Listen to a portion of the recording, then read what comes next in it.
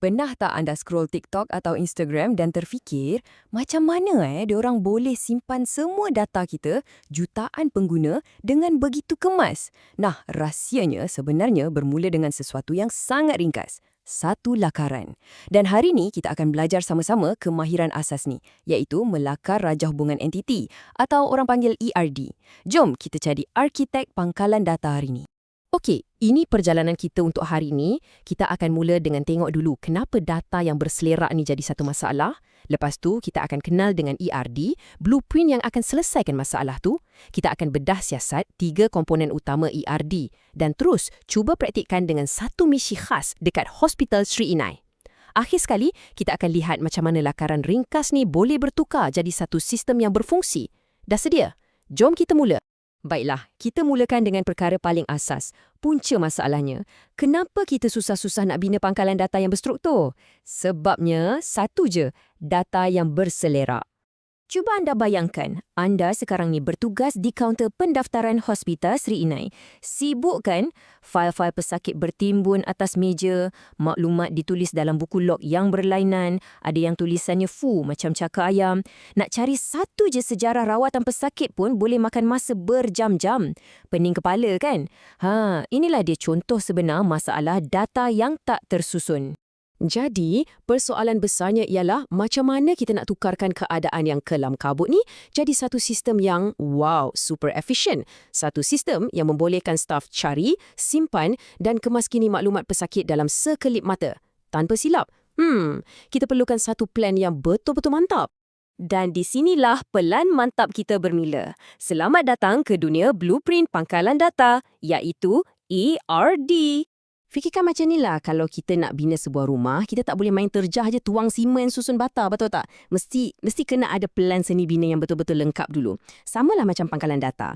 ERD ni, inilah dia blueprint kita. Dialah yang akan pastikan rumah data yang kita bina tu nanti kukuh, tersusun elok dan paling penting, takkan runtuh. Okey, ini definisi rasminya. ERD ni pada asasnya sebuah peta visual.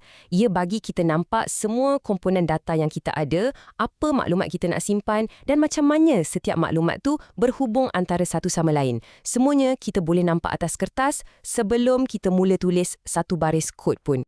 Baiklah, setiap arkitek perlukan alatan kerja kan? Jom kita buka kotak alatan ERD kita dan kenali 3 komponen paling asas yang akan kita guna untuk melakar nanti. Alatan pertama kita, entiti. Anggap entiti ni macam watak utama dalam cerita data kita. Dia adalah kata nama, benda-benda penting yang kita nak simpan maklumat. Contohnya, pesakit, doktor ataupun ubat. Dan kita selalu lukis dia dalam bentuk segi empat tepat. Senang je nak ingat. Okey, setiap watak utama mesti ada ciri-ciri dia sendiri kan? Itulah alatan kedua kita. Attribute. Attribute ni pula macam kata sifat yang akan terangkan entiti tadi. Jadi, kalau entiti kita pesakit, attribute dia mungkinlah nama, nombor kad pengenalan dan alamat. Kita akan lukis attribute ni dalam bentuk bujur dan sambungkan pada entiti dia. Dan alatan terakhir yang paling penting, hubungan. Kalau tadi kita ada kata nama dan kata sifat, yang ni pula kata kerja yang sambungkan watak-watak kita. Macam mana pesakit berinteraksi dengan doktor. Doktor merawat pesakit. Perkataan merawat itulah hubungan dia dan kita lukis guna bentuk wajik atau diamond. Jadi bila kita campurkan ketiga-tiga alatan ni, entiti dalam kotak segi empat, atribut dalam bentuk bujur dan hubungan dalam bentuk wajik, kita akan dapat satu ERD yang lengkap. Ia bukan lagi sekadar komponen yang berterabur, tapi dah jadi satu peta visual yang menceritakan keseluruhan sistem data yang kita nak bina.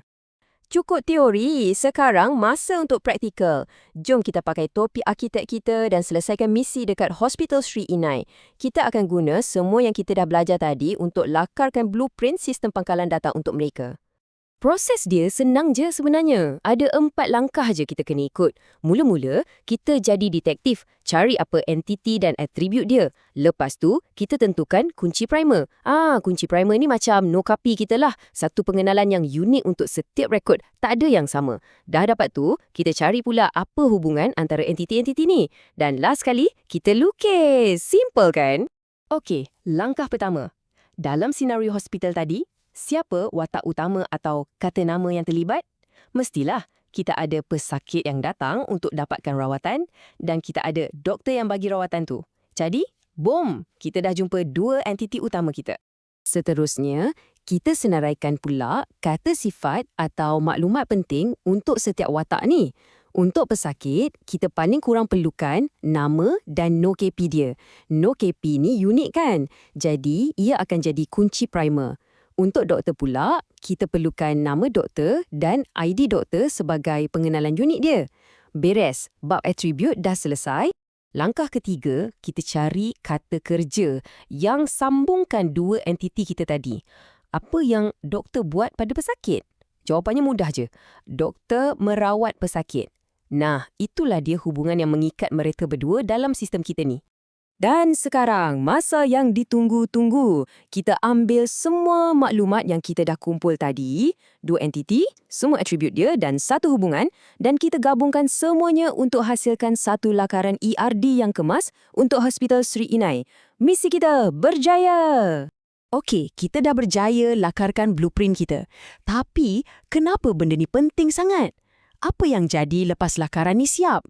Jom kita tengok gambaran yang lebih besar sikit. Jadi, inilah rumusan dia. ERD ni macam bahasa sejagat yang membolehkan semua orang faham struktur data sebelum kita bazirkan masa dan wang untuk bina sistem yang salah.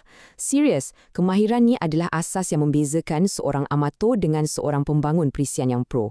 Dari lakaran inilah nanti, kita akan guna bahasa macam SQL untuk bina jadual-jadual dalam pekanglan data yang sebenar. Sebelum kita habis, saya nak tinggalkan satu soalan untuk anda fikirkan.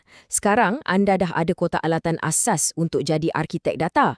Kalau anda boleh cipta satu sistem pangkalan data untuk apa-apa saja dalam dunia ni, mungkin untuk uruskan koleksi komik, rekod markah game atau untuk kelab sukan kat sekolah, apa agaknya yang anda akan bina? Dunia data sekarang ada di hujung jari anda. Selamat melakar!